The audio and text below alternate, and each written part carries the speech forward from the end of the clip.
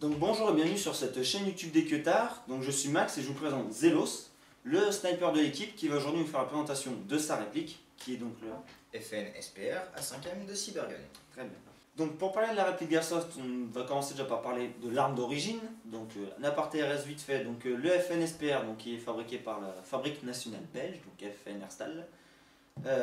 Fabrique Nationale qui est connue pour son F2000, son Lascarage, Lascarel et Lascarel. d'autres encore. Donc là nous avons le SPR, SPR qui signifie Special Police Rifle. voilà, donc qui est fabriqué par la firme américaine de FN Herstal, qui est une arme donc à l'origine chambrée en 7,62 par 51, donc le calibre autant. C'est ça. Il existe une version également en .300 Winchester Short Magnum, qui est une 7,62 avec un étui un peu plus long. Un calibre un petit peu plus puissant que le calibre autant. Donc l'arme d'origine a quand même une précision sur 800 mètres Voilà. et une portée maximum d'environ 1200 mètres. C'est ça, avec des tirs bien plus aléatoires au-delà de 800 mètres, forcément. Voilà. Donc en ce qui concerne la réplique, nous avons une réplique distribuée par Cybergun, donc sous licence FN Herstal, donc avec des jolis marquages peints sur le côté. Réplique vous proposez, alors prix public conseillé sur le site Cybergun 129 €. La boutique DR6 Airsoft peut vous l'avoir à ce prix là, donc petite pub pour l'ami Mathieu dans sa boutique. Donc en ce qui concerne l'externe de cette réplique, on a une réplique en métal et en ABS. C'est ça. Voilà. Donc le canon externe, le upper est en métal, toute la crosse est en ABS. C'est ça. En ce qui concerne l'appui-joue, on va commencer par l'appui-joue, enfin l'appui-joue au canon. Donc l'appui-joue. On a donc un appui-joue ou un ABS avec deux attaches très simples qui sont deux simples boulons qui viennent se ficher dans la réplique. Donc ça tient très bien, il n'y a pas de problème à se poser là-dessus. Après avoir dans le temps, Voilà, à voir sur la durée, mais concrètement j'ai jamais eu de soucis avec. La crosse, on a donc une crosse en ABS assez solide. En ABS assez solide, oui.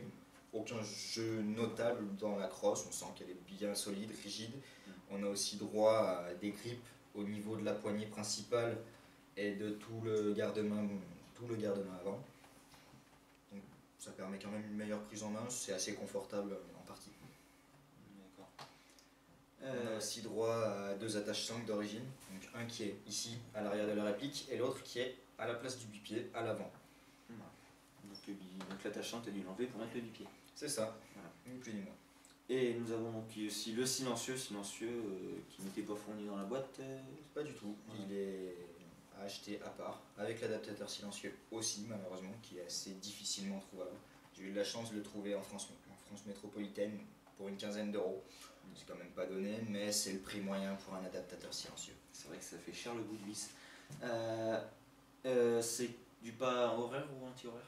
C'est de l'anti-horaire classique. Voilà, donc la majorité des silencieux s'adapteront dessus sans aucun problème. Et quand bien même si c'était un pas de vis horaire, ouais. Les silencieux Q ont les deux filettages. Un peu comme celui-là qui a un filetage ici, c'en est dans l'autre sens. Voilà, c'est du 14 mm bien sûr. Toujours. Voilà. Filetage classique, anti-horaire, 14 mm. Donc comme ça, la majorité des silencieux proposés sur le marché est compatible avec l'adaptateur. En ce qui concerne maintenant l'interne de la réplique, l'interne c'est toi qui nous en parlais le mieux, je pense. Donc l'interne, après pour tout ce qui est pièces de grade, déjà c'est du VSR10, donc très gros panel de pièces avec un énorme choix, des possibilités relativement infinies. Sinon pour la puissance donnée d'origine, il est annoncé à 1,7 J.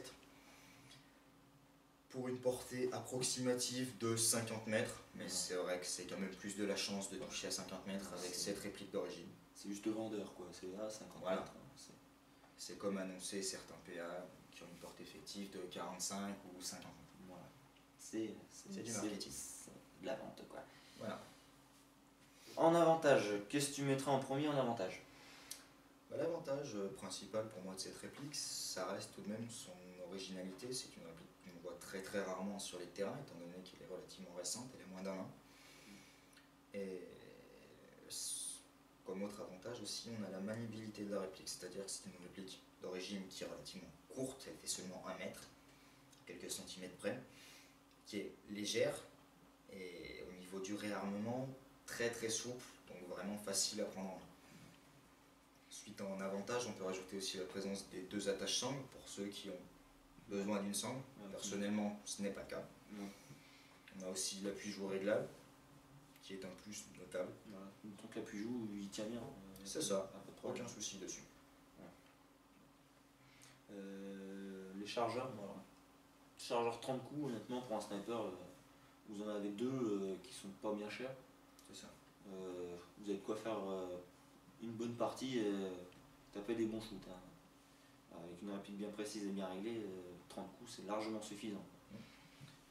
Donc chargeur en plus compatible avec les VSR10. Oui, comme les pièces internes. Voilà, donc très facile à trouver, tous les shops que vous voudrez. Ensuite, on va donc passer aux inconvénients. Ouais, malheureusement, la réplique a plus d'inconvénients que d'avantages, voilà. Ce qui est dommage. Pour faire simple, le plus gros défaut de cette réplique, c'est sa fragilité d'origine. C'est-à-dire que toute la partie arrière de la réplique, donc avec le cylindre et le bloc détente, est très très fragile. On a un cylindre qui est fait dans un alliage très très bizarre d'aluminium ou de zamac, qui du coup est très très fragile même pour la puissance annoncée de la réplique qui est seulement d'un joule 7. Le bloc détente c'est pareil, on a le séquencier qui est déjà un problème récurrent sur les VSR 10 qui est encore plus fragile que sur un VSR 10. Pour la simple anecdote, moi personnellement j'ai eu le souci sur le cylindre, donc le levier d'armement m'est resté dans la main quand je réarmais. C'est-à-dire que je vais pour réarmer tranquillement et tout l'arrière du cylindre s'est complètement arraché, j'ai fini avec le levier d'armement dans l'œil. Génial. C'est pas top quoi. C'est ça. Réplique sponsorisée donc par la sécurité sociale. Voilà. Ensuite on peut rajouter aussi en inconvénient donc, la plaque de couche malheureusement est mal fixée. Elle a du jeu sur le corps. Bon, c'est un tout petit détail, il suffit de la recoller, il n'y a plus de souci après. On a aussi les attaches sangles. L'attache sangle avant qui empêche la mise en place d'un bipied.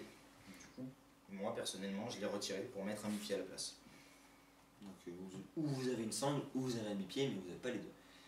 C'est un peu si vous avez les deux, c'est de la bidouille. Voilà, il faut falloir bricoler. Il y a plusieurs systèmes qui existent, mais un bipied solide et bien fixé comme ça, voilà, c'est ou l'un ou l'autre. C'est ça.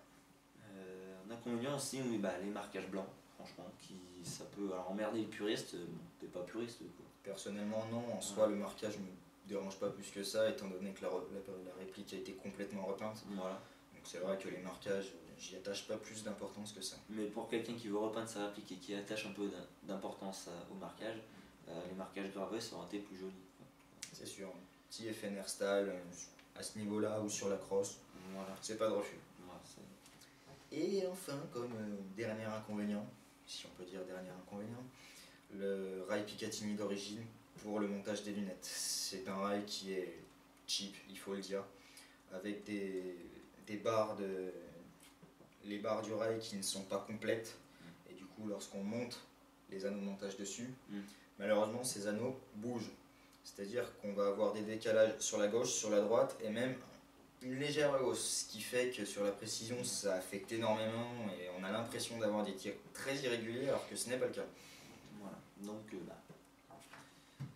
c'est un peu dommage quoi. Prévoir de le changer. Voilà, donc une réplique proposée à ce prix là avec autant d'inconvénients, voilà, Cybergun pas fait correctement son boulot. J'irai pas jusqu'à cracher sur Cybergun, mais c'est vrai que pour le coup, voilà, c'est plein de détails. C'est des petits détails, mais bon, si vous souhaitez commencer en snipe, vous avez peut-être des meilleurs snipes pour moins cher, donc c'est un peu dommage. C'est ça. Voilà. Donc maintenant, du coup, on va vous parler un peu upgrade, puisque, comme on vous l'a dit avant, c'est un sniper qui n'est pas très fiable, et peut-être pas très précis en sortie de boîte. Et comme tout bon sniper qui se respecte, il faut passer un peu forcément par la case upgrade si vous souhaitez réussir de belles choses en partie et éviter de vous énerver trop vite. Donc niveau upgrade, moi qui joue principalement le EG, je vais plus laisser la parole à mon camarade ici présent qui lui va pouvoir mieux vous en parler que moi. Donc niveau upgrade, à l'intérieur déjà, toi, qu'est-ce que tu changerais sur la réplique? Alors pour commencer, forcément, je changerai toute la partie arrière, donc avec le bloc pneumatique et le bloc détente. Pour ça, il y en a pour tous les budgets. Il y a énormément de marques qui proposent des pièces. On a on va pas dire bas de gamme, mais des entrées de gamme qui sont très peu chères, mais quand même très fiables. Donc en pièces euh, qui reviennent peu chères, on va dire, il y a toute la gamme Airsoft Pro. Donc, qui va nous permettre un upgrade très très résistant qui tient jusqu'à des puissances de 800 fps. Donc pas de problème pour notre utilisation, incassable. Voilà, une limite à 450, Voilà. On n'est pas emmerdé par ça. Par exemple, le kit complet d'upgrade Airsoft Pro va nous revenir à une centaine d'euros pour toute la partie pneumatique. Donc on a un bloc détente renforcé qui tient jusqu'à 800 fps, le cylindre également, et toute la pneumatique à l'intérieur avec le piston, le ressort et le guide ressort qui résistent aux mêmes puissances. Ensuite, en milieu de gamme, on va avoir AAC, qui a un bon rapport qualité-prix. Il y a rien à redire. Action Army, c'est ça? C'est ça, Action Army Company. Donc, qui va être plus cher que du Airsoft Pro, mais très bonne qualité pour le prix. Donc, on va avoir un upgrade à peu près à 160-180 euros sur la partie pneumatique, toujours. Ensuite, on a Leilax et PDI qui sont du très très haut de gamme. Donc Leilax qui est une sous-marque de Prometheus, où là on va avoir un upgrade bien plus proche des 300 euros déjà. Ouais. Et après PDI c'est encore au-dessus, mais c'est la référence du sniper. Mais on est tout de suite dans des prix relativement exorbitants avec du 360 euros très rapidement. C'est du haut de gamme, mais ça a fait ses preuves, quoi. Ça se voit. C'est ça. Tous les snipers jurent par PDI, alors que on peut voir que Airsoft Pro, personnellement, moi je choisirais du Airsoft Pro. Totalement pour le rapport qualité-prix Voilà. et le résultat final, Airsoft Pro sans hésiter aussi. Voilà. Donc ensuite, c'est donc partie pneumatique, ça c'est fait. Donc trigger box et cylindre, puissance. Donc maintenant, qu'est-ce qu'on va changer également pour avoir plus de précision? C'est le canon, le hop-up et les chambres hop-up. C'est ça. Donc après à ce niveau-là, on a toujours les mêmes marques que j'ai citées juste avant qui proposent les pièces, donc avec AAC qui propose les canons et bloc hop-up, PDI qui propose les canons et bloc hop-up, Leilax qui va proposer seulement le bloc hop-up, qui est relativement dur à trouver étant donné que la production a quasiment été arrêtée. Et on a JJ Airsoft qui arrive tout juste sur le marché, qui est vraiment donné pour ce que c'est. Donc on a un bloc hop-up qui nous coûte 23 euros, qui est une copie identique du PDI, qui nous revient à 70 euros lui. Ouais, c'est vrai qu'une économie de 50 euros. On va pas cracher dessus. On dit Là, sur ce coup-là. Voilà. Donc le hop-up, le bloc hop-up d'origine, si je ne dis pas de bêtises, c'est 8. Voilà, ça c'est un bloc hop-up type VSR10, un peu plus basique. Voilà. Donc avec la languette qu'on vient simplement tirer sur le côté pour régler. Voilà, la languette qui n'était pas crantée. Qui était crantée au départ, mais l'écran s'use très très vite. Ouais, donc malheureusement. Voilà. Donc ce qui fait qu'on se retrouve avec une réplique en jeune qui se dérègle toute seule si on s'accroche sur une ronce, une feuille ou une petite branche. Voilà, ce qui est assez gênant quand on arrive en face d'un ennemi et que la bille tombe à ses pieds. Du coup, là, pour le réglage ton club, ça se passe comment si tu appuies la languette? Alors, tout dépend du modèle. Si on a le modèle AAC, donc on a une seule vis de réglage principale qui va nous permettre un réglage beaucoup plus fin et précis au niveau de la patte d'appui. Ensuite, on a le PDI et JJ Airsoft qui est équivalent, sauf qu'il y a deux pattes d'appui avec deux vis de réglage. Donc, qui permet de beaucoup mieux gérer le side spin, d'éviter les tirs qui partent soit à droite, soit à gauche. L'effet inverse, mais c'est pas grave. Ensuite, pour ce qui est canon, du coup, on a donc quasiment toutes les marques le font, PDI, Modify, AAC, et j'en passe. Ouais, vous trouvez sur tous les shops, à tous les prix, tout ce que vous voulez. C'est le canon, c'est peut-être la pièce d'upgrade qu'on va trouver plus facilement. C'est ça. Même titre que le Jean Pop. Voilà, le genre pop canon, en général, on change l'un en même temps que l'autre. Donc là, un canon, t'avais mis quoi en premier sur les canons? Alors sur ma configuration, en premier, donc déjà j'avais changé la pneumatique. Ça va rester la même sur mes différentes phases d'upgrade. Donc c'est du Airsoft Pro, j'ai aucun souci dessus. Et pour l'avant, en premier je suis passé sur un canon 601 AAC en longueur d'origine, donc 430 mm. Malheureusement, je n'étais pas vraiment satisfait du résultat, je jugeais mes trajectoires trop folles à partir de 40 mètres et j'ai préféré repasser sur autre chose. Donc après ça, je suis passé sur un canon Miracle Barrel en 6,06 qui permet d'avoir un meilleur coussin d'air autour de la bille et donc une meilleure trajectoire sur la portée. Avec ce canon, j'avais aussi changé mon bloc au pub. J'étais passé sur un bloc AAC qui permet un très bon réglage, mais qui est malheureusement fragile au niveau des têtes de vis. Les têtes de vis, qui sont des têtes à laine, s'usent très très vite et très rapidement on n'arrive plus à régler le bloc au pub correctement.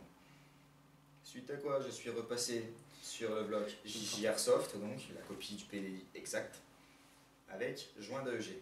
Donc j'ai conservé mon canon Miracle et j'ai mis un joint au pup mat boule à 60 degrés rouge. Suite à ça, j'ai pu effectuer mon réglage le plus proprement possible et j'arrive maintenant à lever de la 0,43 jusqu'à environ 70 mètres en tir tendu. Donc, pour voir la bête sur le terrain, je peux vous confirmer qu'il fait bien des shoots à 70 mètres. C'est un peu le sniper ultime, quoi. Oui, voilà. Après, c'est surtout une question de temps, de patience et surtout de réglage, Voilà. mais constant au départ. Dès qu'on fait l'upgrade, il faut du réglage, du réglage, du réglage pour arriver à avoir des performances équivalentes à ça. On ne se lance pas dans le snipe comme on se lance dans En l'airsoft. assaut avec une M4. Voilà, c'est sûr que là vous achetez une M4 classique et vous pouvez faire de l'airsoft. Le sniper c'est un peu plus long si vous voulez être jouable. Correctement jouable. Parce qu'en soi vous pouvez acheter un sniper tout à fait jouable de base, mais vous allez être un peu déçu des performances. Et vous allez vite avoir envie d'acheter une de passer M4 au-dessus. Cybergun classique, un peu comme tout le monde. C'est un autre débat, nous n'allons pas polémiquer. Donc tu dis que tu lèves la 0.43, donc pour la config actuelle c'est bien, mais pour quelqu'un qui n'a pas cette config là, tu conseillerais un peu quoi comme bille? Alors en grammage phare, on va dire, ça reste quand même le 0,40. Voire la 0,40 BB King, sans vouloir vendre de marque principalement, ça permet d'avoir une bille bon marché, de très bonne qualité et surtout blanche. Donc ça nous permet de corriger la trajectoire très facilement. C'est chose rare. Les billes plus longues sont un peu plus. sont fait en sorte d'être moins visibles. Pour justement permettre au sniper d'être plus discret. Le problème c'est que le sniper, s'il voit pas sa bille, il peut difficilement régler. C'est ça. On peut difficilement ajuster le tir, surtout si c'est à longue portée. Ouais. Donc là du coup on voit qu'on a justement un magnifique pot de billes. C'est donc les nouvelles billes de chez WE. C'est ça, la gamme récemment. La gamme du Prol.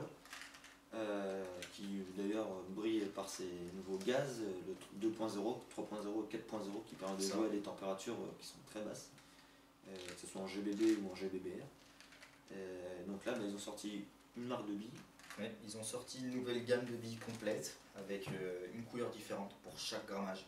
Donc on part du 0,20 jusqu'au 0,43. Le tout dans des couleurs relativement claires. On passe du blanc au jaune cassé en passant par du bleu. Et du rose. Et ouais, j'ai eu du rose aussi. Voilà, donc les billes féminines par excellence. C'est ça. C'est ça. Voilà. Donc là on voit déjà que ouais, on a des billes lourdes, 0,43 blanches. Donc maintenant là ils ont fait de la bonne bille de sniper. Malheureusement c'est des billes qui sont relativement chères, donc qui vont vraiment toucher un public qui est relativement aisé on va dire. C'est sûr que si on compare le prix des BB King qui sont en moyenne à 13 € pour un paquet de 2000, là on en a 3000 mais pour 37 €. Ouais.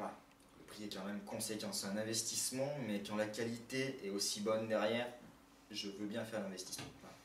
Donc on va faire une petite conclusion, donc ta réplique maintenant, dans l'état actuel, t'en penses quoi? Bah honnêtement je les changerais pour rien au monde. Ouais. Déjà pour le coup, la réplique en elle-même me permet de retrouver mon ancienne crosse en bois que j'ai malheureusement cassée, qui avait exactement le même design. Donc je retrouve l'aisance que j'avais avec celle-ci. Ensuite pour les performances, déjà j'ai passé des heures et des heures dessus à le régler. Ouais. Et honnêtement, vu ce qui me sort maintenant, je peux en être que content. Voilà, c'est un beau bébé quoi. C'est ça. Donc, c'est une réplique qui malheureusement nécessite quand même, comme beaucoup de répliques de snipe d'origine, un upgrade. Mais un upgrade bien fait permet de faire des beaux tirs. C'est ça. Voilà. Sinon, pour en revenir à la réplique en elle-même d'origine, elle reste relativement jouable en sortie de boîte. Il faut néanmoins monter au moins en grammage 0,30, au moins, pour avoir quand même une bonne portée et arriver à faire des touches jusqu'à 50 mètres, relativement aléatoires, mais quand même convenables. Voilà. Ça reste quand même une bonne réplique en sortie de boîte. J'ai vraiment vu pire, mis à part pour la solidité. Oui. Où là, par contre, c'est la bête noire du SPR. Solidité d'origine, zéro, vraiment tout à refaire. Ouais. C'est un peu dommage. Franchement, pour une réplique à 130 €, voilà, vous pouvez avoir des répliques moins chères, peut-être sans licence, mais au moins vous pourrez avoir une réplique peut-être plus fiable et qui permet d'avoir des performances à peu près équivalentes. Toujours pour des répliques d'origine. Après, au niveau upgrade, comme on disait, c'est chacun fait comme il veut et chacun a sa config propre à lui-même, qui fait que chacun joue comme il veut et s'amuse comme il veut. Voilà. Donc moi j'en ai fini sur cette vidéo, je pense que toi aussi. Voilà. Donc sur ce, on va vous quitter, on va vous dire déjà de liker la vidéo si vous avez aimé, de vous abonner si ce n'est pas encore fait et si vous voulez continuer à nous suivre, de commenter. Ça fait toujours plaisir si vous avez d'autres expériences sur cette réplique ou si vous voulez laisser un commentaire ou vous avez des questions, laissez un commentaire, ça fait toujours plaisir. D'aller voir notre page Facebook.